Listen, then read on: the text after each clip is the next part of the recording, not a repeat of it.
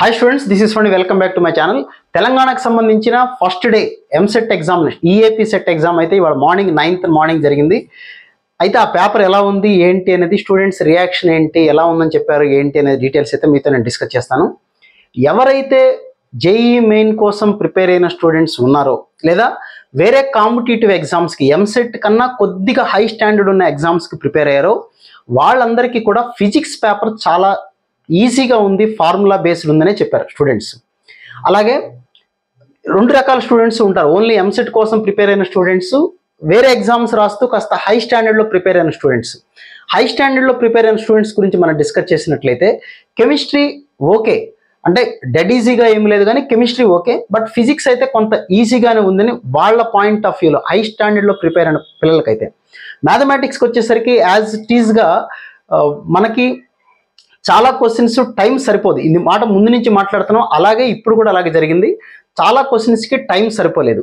ఎవరైతే ఫిజిక్స్ని కెమిస్ట్రీని తొందరగా ఫినిష్ చేసుకున్నారో వాళ్ళు మ్యాథమెటిక్స్లో 65 క్వశ్చన్స్ వరకు చేయటమే గగనం అయిపోయింది, చాలా కష్టమైంది అనేటువంటి మాట అయితే స్టూడెంట్స్ అయితే చెప్పడం జరిగింది. ఇది ఓవరాల్గా ఐఐటి లెవెల్లో ప్రిపేర్ అయిన స్టూడెంట్స్ పరిస్థితి. ఎంసెట్ లెవెల్లో ప్రిపేర్ అయిన స్టూడెంట్స్ ఎవరైతే ఉన్నారో వాళ్ళకి 3 పేపర్లు కూడా కొద్దిగా యావరేజ్, అబోవ్ యావరేజ్ లెవెల్లో ఉన్నాయని చెప్పొచ్చు. ఏ పేపర్, కెమిస్ట్రీ అయినా ఫిజిక్స్ అయినా మ్యాథమెటిక్స్ కూడా ఏది డెడ్ ఈజీగా అయితే ఏమీ లేదు, అన్ని యావరేజ్, అంటే మనం మోడరేట్ అంటాం చూసారా, ఆ లెవెల్, దానికన్నా కొద్దిగా పై స్థాయిలోనే మ్యాథమెటిక్స్ పేపర్ అయితే కనపడింది అనేటువంటిది స్టూడెంట్స్ చెప్పిన మాట. అయితే అలా ఉందనుకొని మొత్తం పేపర్ అలా అని మీరు అనుకోవద్దు. ఓవరాల్ రిప్రజెంటేషన్ అది. కెమిస్ట్రీ పర్టికులర్గా చూసుకున్నట్లయితే కెమిస్ట్రీలో చాలా క్వశ్చన్స్ మనకి చూడగానే పెట్టగలిగే క్వశ్చన్స్ ఉన్నాయి. చాలా క్వశ్చన్స్, దాదాపుగా 15 నుంచి 20 క్వశ్చన్స్ ఒక లెవెల్లో ప్రిపేర్ అయిన స్టూడెంట్స్ ఈజీగానే చేయగలిగేలాగా ఉంది. ఫిజిక్స్ వస్తే ఫార్ములాస్, ఎవరైతే ఫార్ములా బేస్డ్ నేర్చుకున్నారో వాళ్ళకి కనీసం 12 నుంచి 18 క్వశ్చన్స్ వరకు చేయొచ్చు. సెకండ్ ఇయర్ని ఎవరైతే నమ్ముకున్నారో ఫిజిక్స్లో వాళ్ళు బాగా చేయగలిగారు. ఇంకా మ్యాథమెటిక్స్ విషయానికి కనుక వచ్చినట్లయితే మ్యాథమెటిక్స్ అయితే సెకండ్ ఇయర్ బాగా వెయిటేజ్ వచ్చిందని చెప్తున్నారు students. Second year questions topics కూడా చాలా ఈజీగా వచ్చినాయి. ఫస్ట్ ఇయర్ టాపిక్స్ సంబంధించి కొన్ని వెక్టార్స్ అవ్వచ్చు, తర్వాత క్యాలిక్యులస్లో పార్ట్ అవ్వచ్చు, కొద్దిగా క్లమ్జీగా ఉన్నాయి, కొద్దిగా లెంగ్దీగా ఉన్నాయని పదం మాట్లాడారు. అలాగే ఇంటెగ్రేషన్కి వచ్చేసరికి కొద్దిగా లెంగ్దీగా ఉందని అన్నారు. కానిక్స్ అయితే పర్వాలేదు, ఈజీగానే చేయగలిగాం, విత్ ఇన్ 1 minute 1.5 minutes అయిపోయింది అన్నారు. సో ఓవరాల్గా ఎంసెట్ తెలంగాణలో ఫస్ట్ డే 9th రోజున జరిగిన మార్నింగ్ షిఫ్ట్కి సంబంధించిన పేపర్ పరిస్థితి ఏంటంటే కొద్దిగా అబోవ్ యావరేజ్ స్టాండర్డ్లో ఉంది, మోడరేట్ లెవెల్లోనే ఉందని అయితే ఖచ్చితంగా చెప్పచ్చు. ఫస్ట్ డే కాబట్టి చాలామంది స్టూడెంట్స్ కాస్త భయపడుతూ వెళ్ళి ఉంటారు.